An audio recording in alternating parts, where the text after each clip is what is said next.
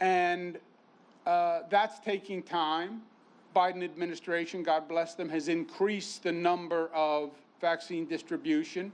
They've moved it up, so we're going to have many more vaccines faster, and that's good news. But you have to make the vaccine, you have to distribute the vaccine, which is a massive governmental operation. Nobody's ever had to mobilize like this in this short a period of time. It's what today's center is all about. And then third, you have to get people to accept it. You can have the vaccine, you can have the distribution center, but until that needle is in an arm, it doesn't mean anything. Now, the supply of the vaccine is dependent on the federal government. And that ebbs and flows. Why? Because when the Biden administration came in, they didn't have enough vaccine for the country. They just had not bought enough vaccine.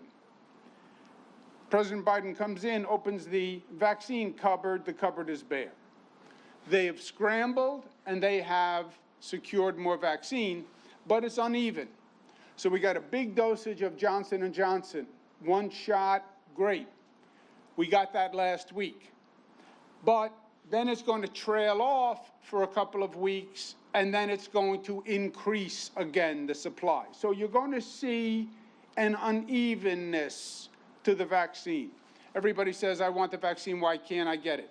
Because there's not enough vaccine. That's the simple answer. And you are going to see this ebb and flow in the supply from the federal government. That's a fact. We're going to have to deal with it. It's going to be still an annoying few months, but we're getting there. But the supply is increasing. If the supply is increasing, we can then increase our distribution levels. And I'm very pleased to say today that our first level was 65 years old plus, right? Because COVID affects older people more. So our initial threshold was essential workers, nursing homes, 65 plus. We're going to drop the 65-year-old plus to 60-year-old plus, and that's going to start tomorrow. So now 60-year-old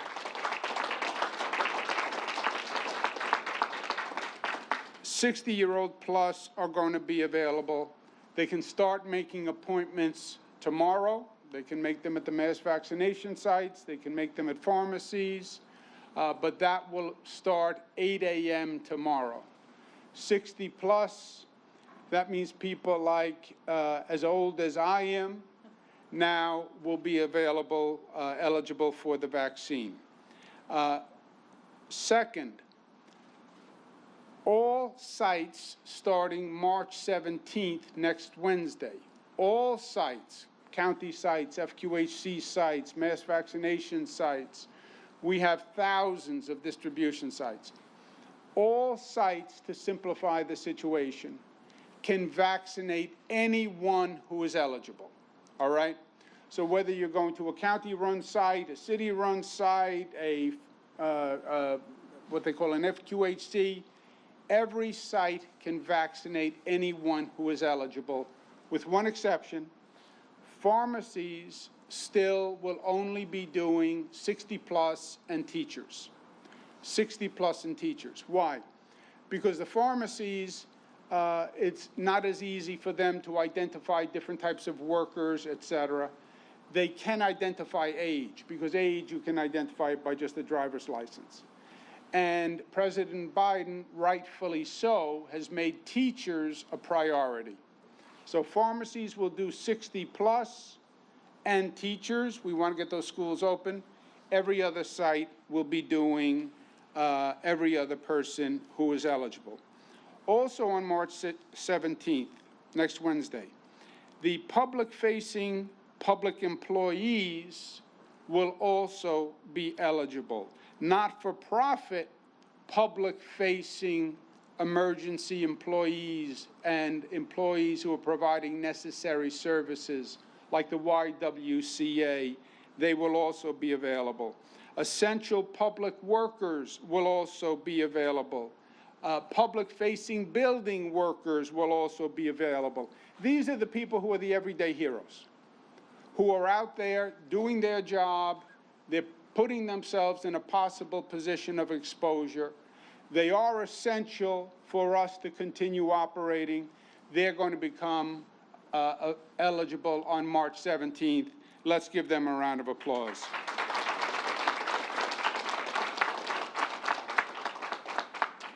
Last point is the distribution is working.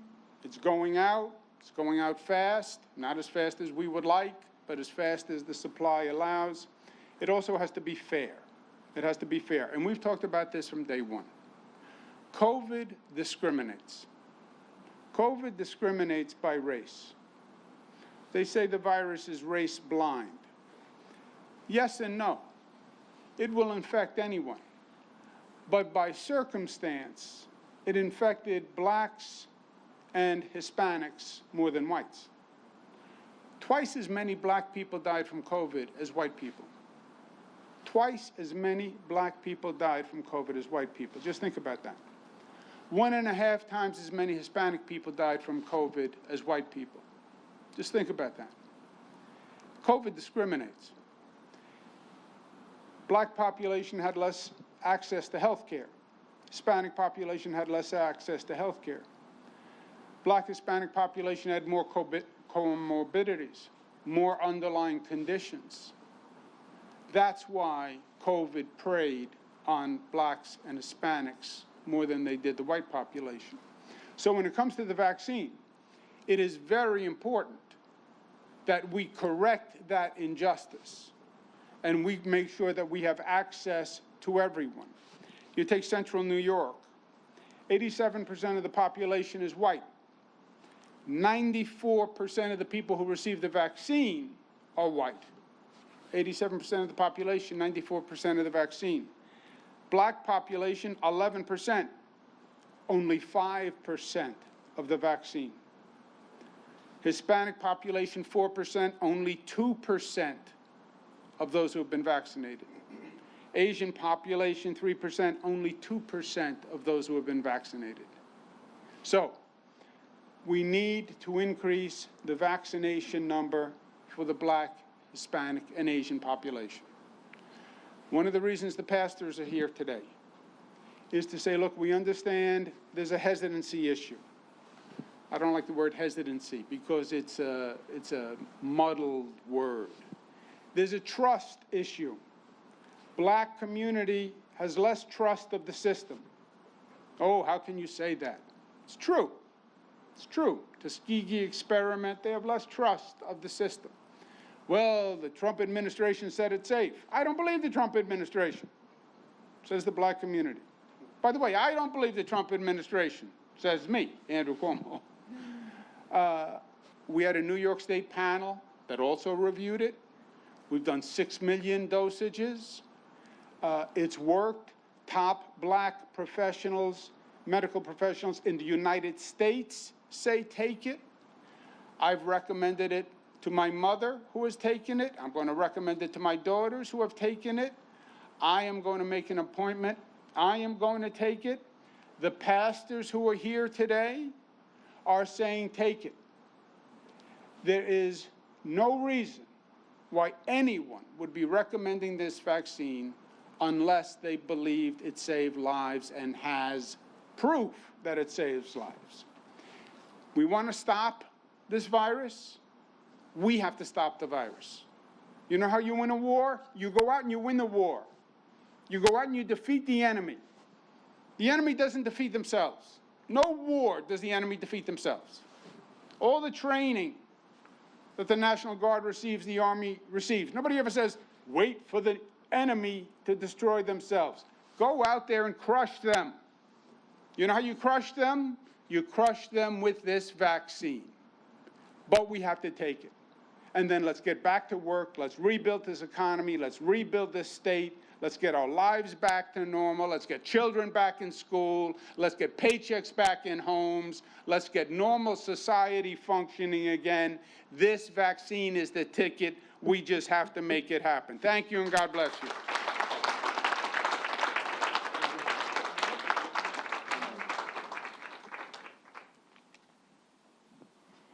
Well, before I start, I'm Anne-Marie Talercio, and I'm the proud representative of my union brothers and sisters in Central New York. I represent the Central New York Area Labor Federation, AFL-CIO. And I have written remarks because I didn't want to forget one word. But before I do go into them, Governor, I want to personally thank you, because for this whole year, I knew Governor Cuomo and the state of New York, his team, had my back. And, you know, we don't like to go into politics of our country, but I wasn't so sure either if I was going to take that vaccine. But when I heard that New York State had the professionals, we're talking with worldwide professionals, but the council that sits somewhere, I don't know where you sit, Albany, wherever, I know you were looking at that vaccine. So I knew, and I did take it. I don't want to say why. You know, these ages creep up on you. But I happen to be in one of those age groups. And I took it. I feel so much freer now that I took it. And I wear my mask. But thank you, Governor, for always having our back. That's so important to all of us. As we know, you have our back. I know, I live with a military veteran. So thank you, Governor, and it's always an honor to be with you, especially when you bring good news about more vaccine. But then again, you know, I was thinking these words over. When doesn't he come with good news? It's usually about a better state fair. It's usually about economic development. And today it's about a vaccine, which is really the lifeblood, is what we need to go forward. This is what's going to get everything back moving again. And I represent workers who have been out for a year. They're with the hotel and restaurant workers. That's my actual job. And they're never going to go back to work unless we have this vaccine. So besides my brothers and sisters of my union, we have this union men and women of Central New York to thank, because they are the essential workers. They are the community. When you say the community, it's union brothers and sisters who go out and do the work every day, regardless of what's going on. And thank you to CSEA, because you can't Zoom garbage collection. You can't Zoom snow plowing. And we all know we really need snow plowing in Central New York. That's a done deal. We'd go nowhere without our snow plows. We like to say we can now buy food online, but not everybody has computer access. The retail clerks in the supermarkets, these were the frontline workers that went out every day, and they risked their lives. But now, with the advent of more vaccine, and a governor who watches our back about these things, we got that vaccine all through this difficult year. When it was available, we got it first. And now they're going to be able to go to work and do their job with the security that they have the vaccine. So for all of them, I thank you, and their families.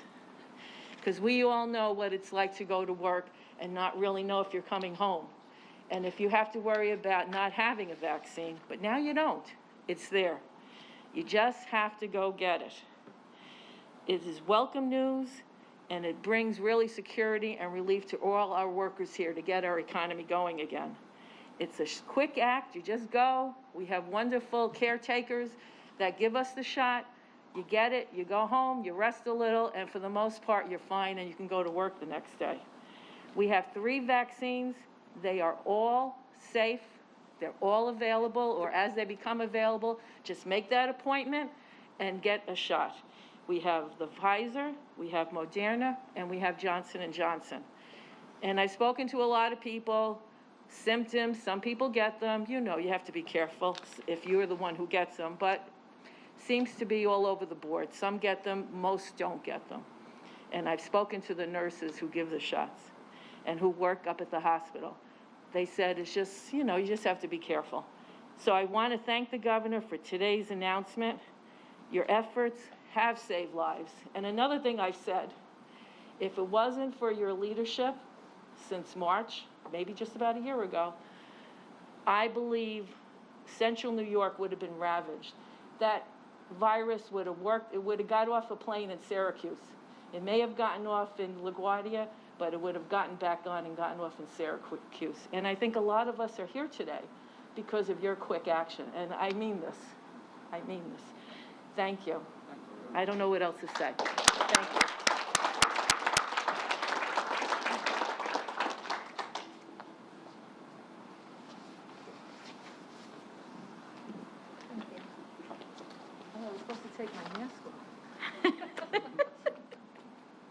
Did you hear me? I did. Thank you, Governor. I am glad to stand here with you today to join this announcement. Thank you very much. I would like to acknowledge some of our friends that are here. Linda Brown Robinson, the immediate past president of Syracuse and Onondaga. My dear friend, right there, Ben Robinson. Superintendent Nebraska Carter, the Living Water. Where's he at? Wendy Colucci, the field coordinator of Central New York Area and Labor Federation. Welcome. Paul Dickens, United President, CSEA, Onondaga County. Walt Dixie, Executive Director of Jubilee Homes. Where is it? Elisa Morales, Executive Director, Spanish Action League. Gwendolyn Wook, Syracuse Onondaga, NAACP. Gwendolyn. Michael Nessie, Labor Relations Specialist, CSEA, Local 1000. John Snake, Political Action Coordinator for the CSEA. Anne-Marie Talercio, the President of Central New York Area Labor Federation. Pastor Derek Naher, Moderator of Northeastern Jurisdiction of NBC. Dr. Amy Tucker, my colleague and chair of the Central New York Hub Regional Equity Task Force.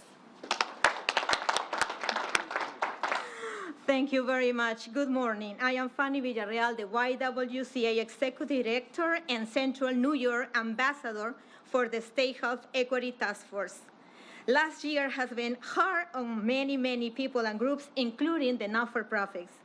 It is hard to run a not-for-profit even in normal times. The COVID crisis has just made this far worse. Still, not-for-profits like the YWCA have remained New York top. I agree with the governor that the vaccine is what ends this suffering. I have been proud to join in his efforts to make sure the vaccine is fairly distributed. Today, he's once again delivered on his mission. Opening eligible to not-for-profit workers on the front lines will allow hardworking organizations across the state to do what we do best. We need these workers vaccinated to bring vital services, programming, and other supports to our communities, especially here in Central New York. I got the vaccine, and I can tell you it's safe. After a year of constant uncertainty, I can tell you how much relief it brought to me. I did it because I love my family and I love my community. And now, with the same love, it is my mission to educate about the importance of the vaccine. With 3 vaccines now available, more of us will be able to feel the same security it brings. I urge everyone who is now eligible to do the same.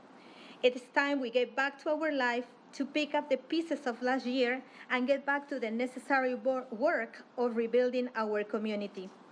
Thank you again, Governor Cuomo. This is another step in the effort to end the crisis once and for all. God bless you. Thank you.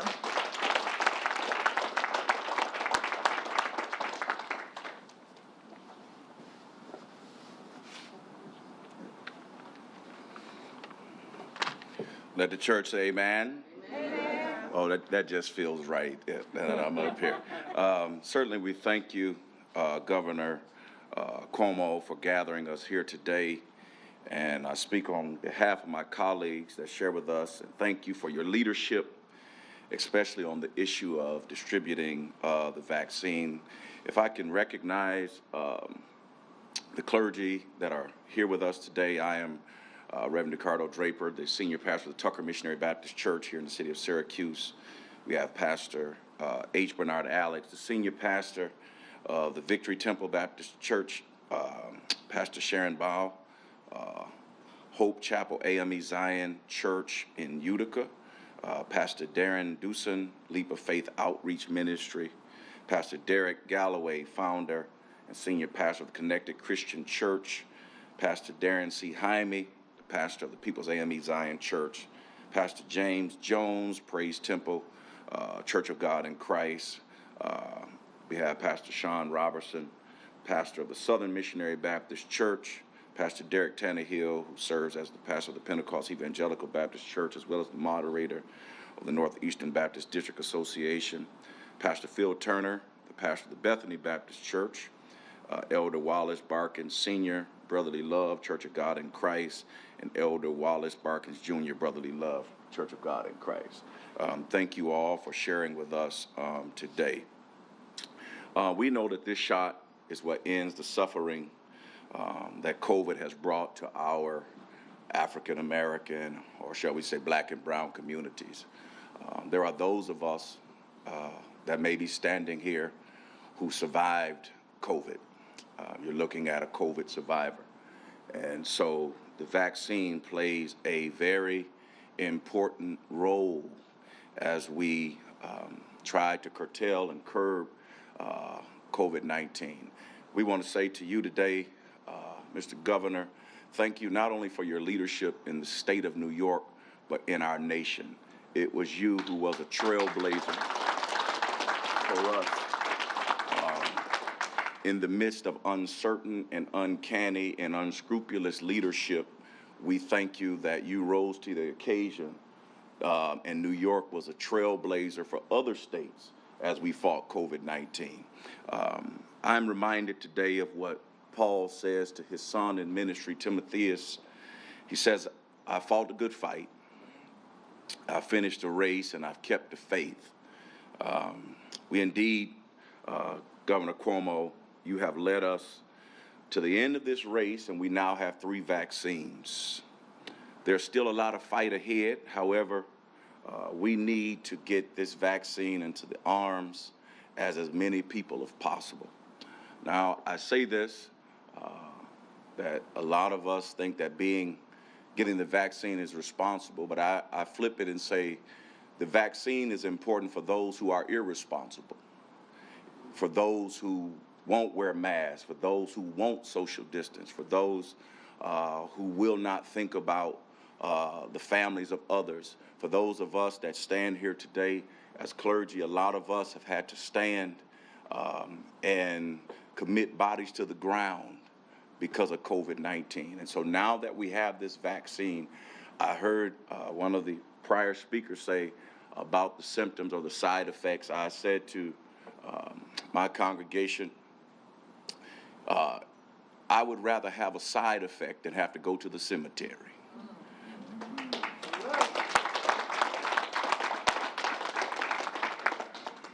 Today's announcement helps us do just that. More vaccines are on the way, and again, we want to thank the governor and his team for continuing to work with the houses of worship to deliver the vaccine directly to the communities that need it. Our efforts have been made better with the approval of the Johnson & Johnson vaccine, and it actually works a lot better for some people because it's one shot. And for those who are homeless and those who may not have the transportation to get both shots, this Johnson & Johnson shot will help us get those people who are in the underserved and underprivileged communities vaccinated. So now we can open this up to more New Yorkers, which will allow us to end this suffering for over the last year. I shared with the young ladies who stood with us that for the first time in my life, I've never been able to go to church on Easter Sunday, or my members were not able to come, or they were not able to attend on Mother's Day. For the first time, people were not able to celebrate birthdays and anniversaries with family members.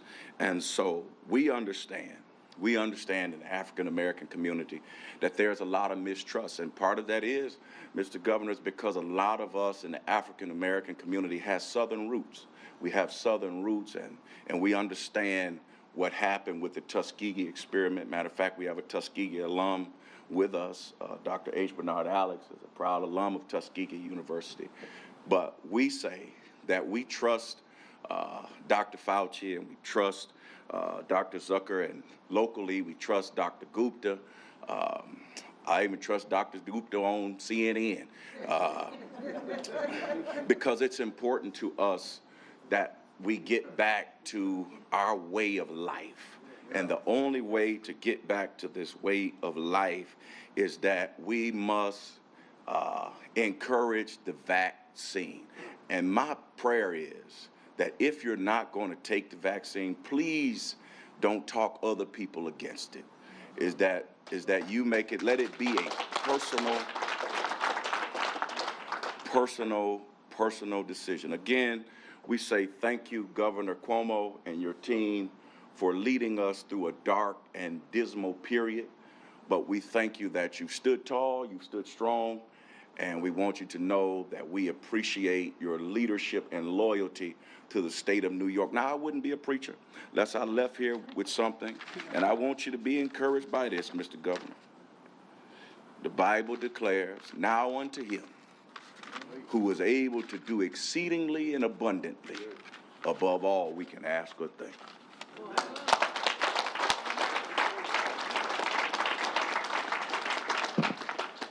Beautiful words. Let's give the Reverend another round of applause. Beautiful, Reverend. Let's give Fanny a round of applause. Anne Marie. Okay, let's sum it up. Number one, 60-year-olds are eligible starting tomorrow. Making appointments starting tomorrow, 8 a.m. Remember, it's still uneven. We still don't have enough supply, but do your best. I know it requires patience, but 60-year-olds start tomorrow. Next week, March 17th, all sites, county sites, all sites can administer vaccines to any eligible population, except pharmacies. Pharmacies will only be doing 60+ and teachers.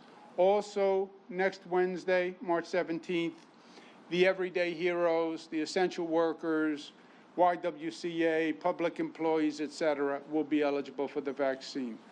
We're going to go to work. I'm going back. I'm getting on the phone, talking to the White House.